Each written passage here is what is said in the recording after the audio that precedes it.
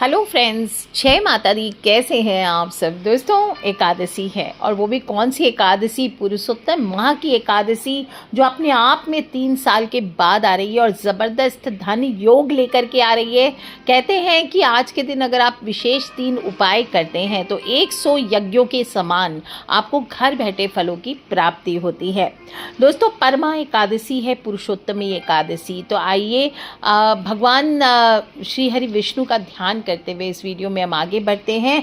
शांताकारं भुजग शयनम पद्मनाभं सुरेशम विश्वाधारम गगन सदृशम मेघवर्णम शुभांगम लक्ष्मीकांतम कमल नयनम योगिर्भि ध्यान गम्यम वंदे विष्णु भवभयहरम सर्वलोकैकनाथनम। बोलिए श्री हरि विष्णु भगवान की जय। दोस्तों, अधिक मास की एकादशी है, परमा एकादशी। कहते हैं अगर धन का संकट है आपके जीवन में तो ये दूर करने वाली एकादशी मानी गई है। और साथ ही साथ इस व्रत को करने से भगवान विष्णु बहुत जल्दी प्रसन्न होते हैं। आपको दुख दरिद्रता से मुक्ति मिलती है। और कहते हैं परम एकादशी है। तो परम एकादशी, जैसा कि नाम आपको नाम से ही पता चल रहा है, परम सिद्धियों को प्राप्त कराने वाली एकादशी है। और जब इस व्रत को यक्षों के स्वामी कुबेर जी ने किया था तो भगवान शंकर ने प्रसन्न होकर उन्हें धनाध्यक्ष बना दिया था। इतना ही नहीं, कहते हैं कि इस व्रत को करने से सत्यवादी राजा हरिश्चंद्र को पुत्र, स्त्री और राज्य की वापस से प्राप्ति हो गई थी। और ऐसी मान्यता है कि इस व्रत के दौरान 5 दिन तक स्वर्णदान, विद्यादान, अन्नदान, भूमिदान और गौदान करना चाहिए। ऐसा करने से मनुष्य को माता लक्ष्मी का आशीर्वाद अवश्य प्राप्त होता है।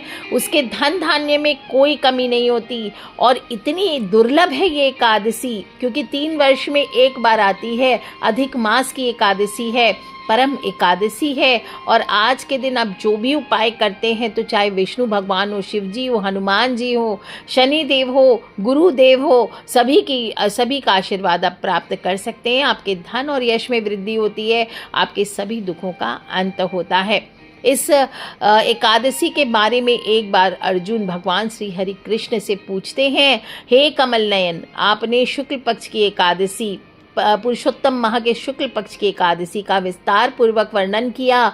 और अब मुझे आप कृपा करके अधिक मास के इस कृष्ण पक्ष की एकादशी का क्या नाम है, इसमें किस देवता का पूजन करना चाहिए, इसके व्रत से किस फल की प्राप्ति होती है, इसकी विधि क्या है, ये सब के बारे में बतलाइए।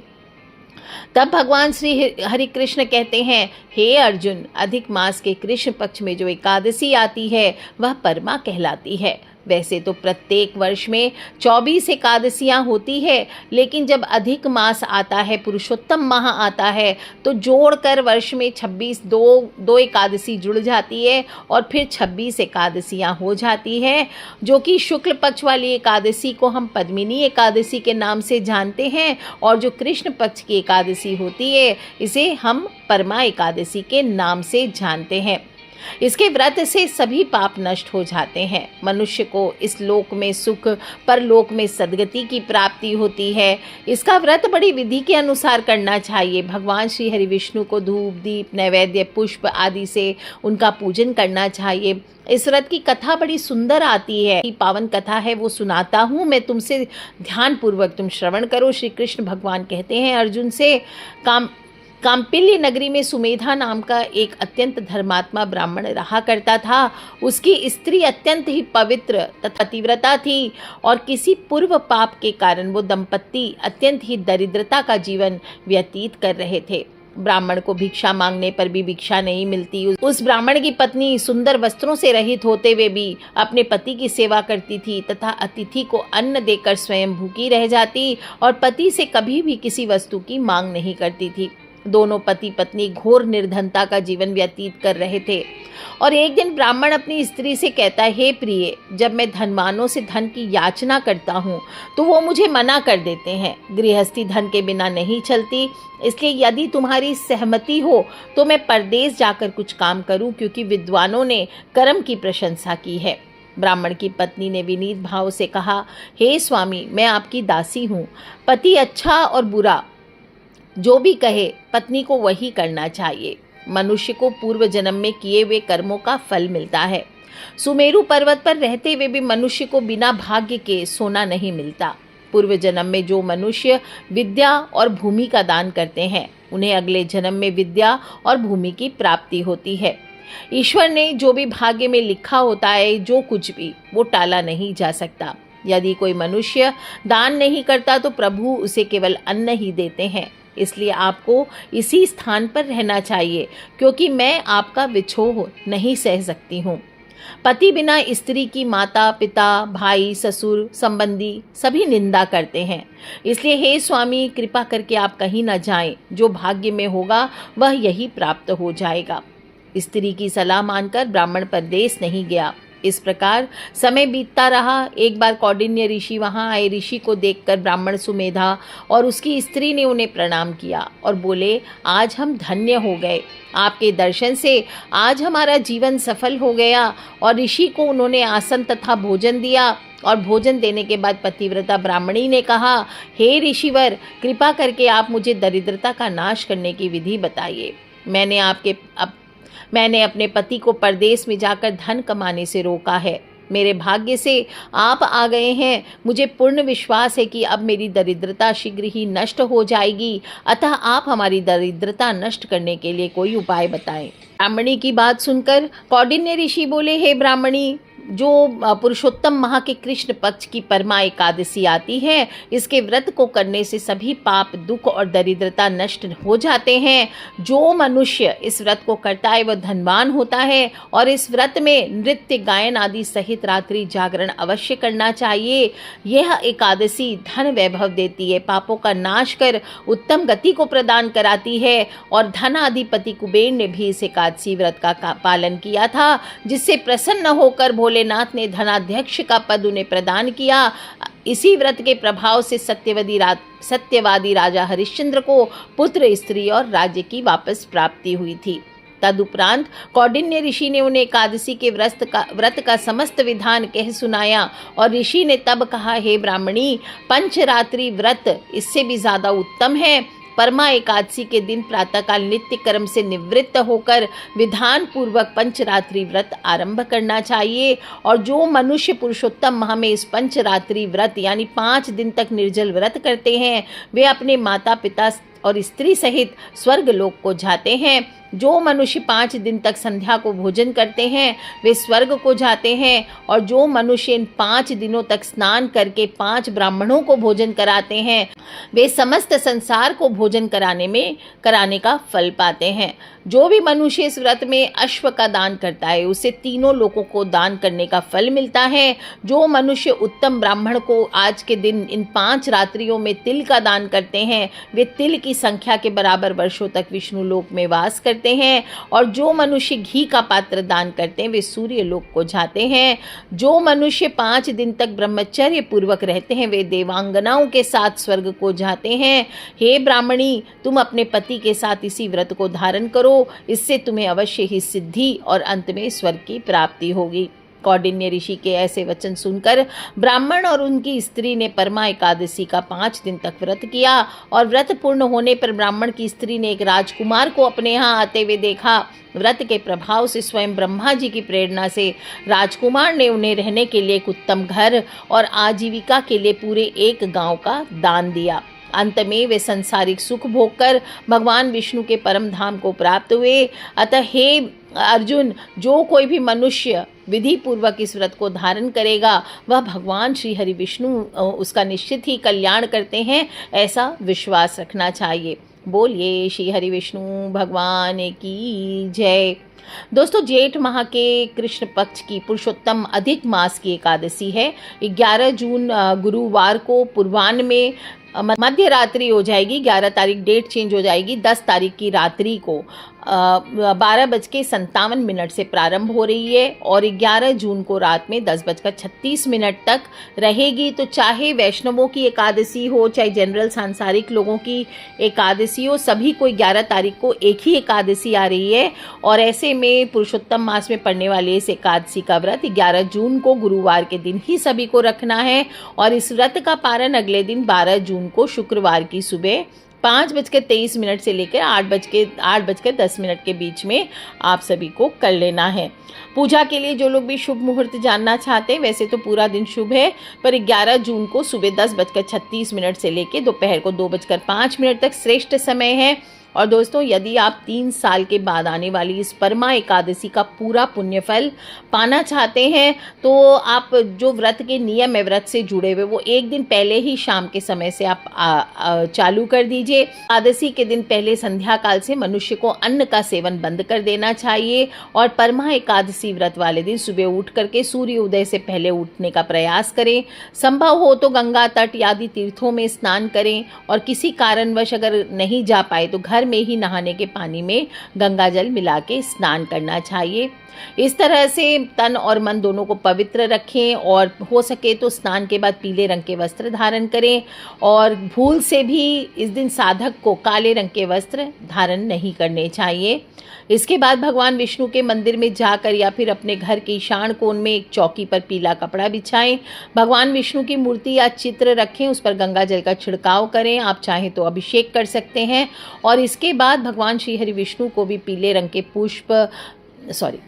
के वस्त्र धारण करवाएं, उन्हें चंदन का तिलक करें, अत्र चढ़ाएं, इस प्रकार से जनेऊ आदि चढ़ाएं, और फिर श्री हरि भगवान का पुष्पों से, पीले रंग के पुष्पों से चंदन, धूप, दीप, फल, मिष्ठान, पंचामृत, तुलसी दल आदि अर्पित करके, और इस व्रत की जो पावन कथा मैंने आपको अभी ऊपर सुनाई इससे पहले, वो आपको कहना चाहिए या सुनना चाहिए। और पूजा के अंत में श्री हरि भगवान को 33 बाती का दीपक, आज के दिन 33 बाती का दीपक विशेष मैं बताऊंगी दूसरे वीडियो में, शॉर्ट्स में बता दूंगी आपको, आप उसको देखें कैसे बनाना है और किस प्रकार से उसे अर्पित करना है। देशी शुद्ध घी का दीपक आपको जलाना चाहिए और फिर आरती करनी चाहिए। श्री हरि भगवान विष्णु की महिमा का गान करना चाहिए, विष्णु सहस्त्र नाम का पाठ करें, और इससे सभी कष्ट दूर होते हैं, कामनाओं को पूर्ति करने वाला माना गया है। और ऐसे में परम एकादशी का व्रत करने वाले को पूरी श्रद्धा और विश्वास के साथ पाठ अवश्य करना चाहिए। ओम नमो भगवते वासुदेवाय, ओम नमो नारायणाय, ये भगवान विष्णु के मंत्र है। तो आपके पास कोई भी चंदन की माला, तुलसी की माला, स्फटिक की माला, कोई भी अच्छी अभिमंत्रित माला हो, उससे आपको आज के दिन भगवान विष्णु का मंत्रों का जाप करना चाहिए। और दान का बहुत महत्व बताया गया, ऐसे भी हमारे शास्त्रों में कहा गया है कि दान परम धर्म है। तो परमा एकादशी वाले दिन मनुष्य को क्या दान करना चाहिए? पीले रंग के वस्त्र दान करें, पीले रंग के फल, पीले रंग की मिठाई, चने की दाल, गुड़, ये दान करना चाहिए। एकादशी वाले दिन तुलसी की पूजा विशेष रूप से करनी चाहिए, क्योंकि विष्णु प्रिया कहलाती है। और परमा एकादशी वाले दिन तुलसी जी के पास गाय से बने शुद्ध घी का दिया जलाकर 108 परिक्रमा या 5, 11, 7 आदि परिक्रमा कर लक्ष्मी और नारायण दोनों का आशीर्वाद इससे प्राप्त होता है, अवश्य करना चाहिए। आप चाहें तो एक विशेष उपाय कर सकते हैं, एक दिन पहले ही, यानी कि अभी इस बार 2026 में आप 10 तारीख को ही तुलसी के जो 16 बीज हैं वो ले लीजिए और एक सफ़ेद कपड़े में बांधकर छोटी सी पोटली बना दीजिए। ये पहला उपाय है, धन प्राप्ति का उपाय है। परमा एकादशी पर विशेष उपाय बता रही हूँ। इसे आप भगवान विष्णु के पास, या लड्डू गोपाल हैं तो उनके पास भी आप रख सकते हैं, राम जी के फोटो है वहाँ रख सकते हैं, कोई भी विष्णु भगवान का स्वरूप है, नरसिंह भगवान का, कहीं पे भी आप रख सकते हैं।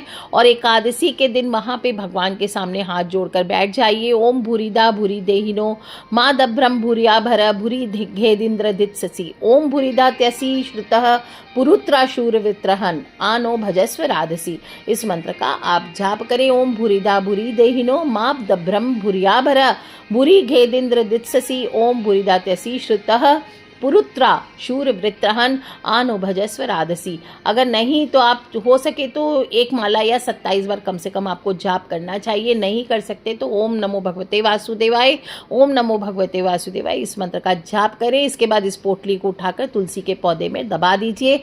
आप देखेंगे कोई ना कोई चमत्कार अगले 72 घंटों में, 72 आवर्स में आपके जीवन में कोई ना कोई चमत्कार आपके घर में अवश्य होगा। और ध्यान रखें, शाम को तुलसी पर दीपक अवश्य जलाना चाहिए। दोस्तों, इस प्रकार से जो भी मनुष्य विधि पूर्वक परमा एकादशी का व्रत करते हैं, भगवान श्री हरि विष्णु का पूजन करते हैं, उन्हें धन, यश और मोक्ष अवश्य प्राप्त होता है। आज के दिन आप आपके घर में हत्ता जोड़ी हो, सियार सिंगी हो, कोई भी लक्ष्मी कारक सिद्ध वस्तु हो, कोई मृग कस्तूरी हो, कौड़ियाँ हो, पीली कौड़ियाँ हो, गोमती चक्र हो, कोई भी चीज़ हो, श्री यंत्र हो, उसका पूजन भी आपको आज के दिन अवश्य करना चाहिए। एक पीले या लाल या गुलाबी रेशमी वस्त्र पर उनको रख दीजिए और फिर उसके ऊपर आप थोड़ी सी हल्दी डाल करके आपको पूजा करनी चाहिए। अष्टगंध से आप उनका पूजा कर सकते हैं। हल्दी आप थोड़ी सी एक चुटकी हल्दी चढ़ा करके पूजा कर सकते हैं, या ऑरेंज वाला जो सिंदूर होता है आप वो चढ़ा करके उसका पूजन करें। ओम नमो भगवते वासुदेवाय, ओम नमो भगवते वासुदेवाय, ओम महालक्ष्मी नमः, या ओम श्रीम ह्रीम शिम कमले कमलाले प्रसीद प्रसीद श्रीम ह्रीम शिम ओम महालक्ष्मी नमः। इस मंत्र का आप 27 बार जाप करें। फिर से बोल देती हूँ, ओम श्रीम ह्रीम शिम कमले कमलाले प्रसीद प्रसीद श्रीम ह्रीम शिम ओम महालक्ष्मी नमः। ऐसा बोलते हुए आप थोड़ी सी इलायची, थोड़े लौंग, थोड़े सी कपूर ये आप अर्पित करें, कुछ चुटकी सिंदूर के आप अर्पित करें जो भी लक्ष्मी कारक वस्तु है, और उसका पूजन करें भगवान विष्णु के सामने रख करके, और वहीं पे दिन भर रहने देना चाहिए। अगले दिन उसे उठाकर आप तिजोरी में अपने पूजा स्थल पे रख सकते हैं, या जो भी यथास्थान आप जैसे भी उसका यूज़ करते हैं आपको करना चाहिए।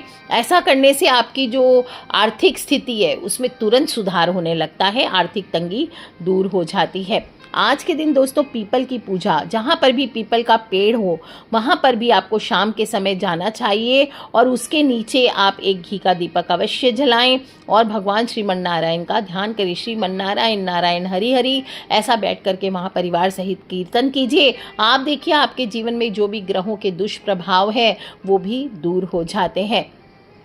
दोस्तों लक्ष्मी कृपा पाने के लिए भगवान विष्णु की सेवा करना, उनकी कृपा पाना बहुत बहुत ज़रूरत है, क्योंकि कहते हैं माता लक्ष्मी उन्हीं के चरणों में रहकर सभी को आशीर्वाद देती हैं। और आपको भी चाहिए कि आप बहुत सारे मंत्र, उपाय और अनुष्ठान मैंने बताए, कोई भी एक करके जो आपके पॉसिबल हो आपके लिए करना, वो आप करके भगवान श्री हरि विष्णु और माता लक्ष्मी की संयुक्त पूजा करके उन्हें अवश्य प्रसन्न करें।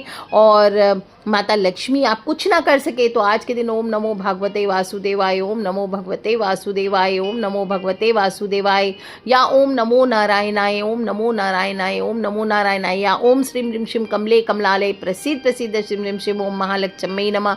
कोई भी मंत्र का लक्ष्मी कारक वस्तु के सामने बैठ करके आप जाप करें, घर में धूप दीप करें, घर में गंगा जल का छिड़काव करें, एकादशी पर फलाहार करें। किसी को आज के दिन अपशब्द नहीं बोलने चाहिए, इस बात का ध्यान रखें। किसी को हानि ना पहुंचाएं, चाहे शब्दों से, चाहे कोई से मारपीट आदि ना करें। आजकल तो एडल्ट अब्यूज़ बहुत बढ़ गया है सोसाइटी में, बूढ़ों को, बड़े बूढ़ों को बहुत ज़्यादा मारपीट परेशान किया जाता है। ऐसा नहीं करना है, आपको बड़ों का आदर करना चाहिए। भले वो गलतियां कर भी रहे हैं तो आप अपने आप को उनसे अलग कर लीजिए, लेकिन आपको उनके साथ मारपीट आदि नहीं करना चाहिए, इस बात का आप ध्यान रखें। आप किसी के भी दूसरों के पैसे आज के दिन आपको नहीं लेने चाहिए, ना ही किसी को कर्ज देना चाहिए, ना ही आपको कर्ज लेना चाहिए। इस प्रकार से दोस्तों, और ब्रह्मचर्य का पालन अवश्य करें, थोड़ा दान अवश्य करें, और प्रभु कीर्तन करके, रात्रि जागरण करके इस परम एकादशी व्रत को, सिद्धियों को प्राप्त कराने वाली इस एकादशी व्रत को आप सभी अवश्य करें। आप सभी से मेरी यही प्रार्थना है। और व्रत की कथा मैंने सुनाई है वो आप अवश्य सुने, अपने फ्रेंड्स, फैमिली, मम्मी पापा, भाई बहन, बच्चे सभी को अवश्य सुनाएं। आज के लिए इतना ही दोस्तों। प्रभु श्री हरि भगवान विष्णु, माता लक्ष्मी, भोलेनाथ, माता रानी सभी लोग आपकी रक्षा अवश्य करें। इसी सच्ची कामना के साथ आज के लिए इतना ही। जय माता दी, बम बम भोलेनाथ की जयकारा, शेरा वाली दा बोल, सांचे दरबार की जय, श्री हरि विष्णु भगवान की जय, लक्ष्मी मैया की जय। हर हर महादेव।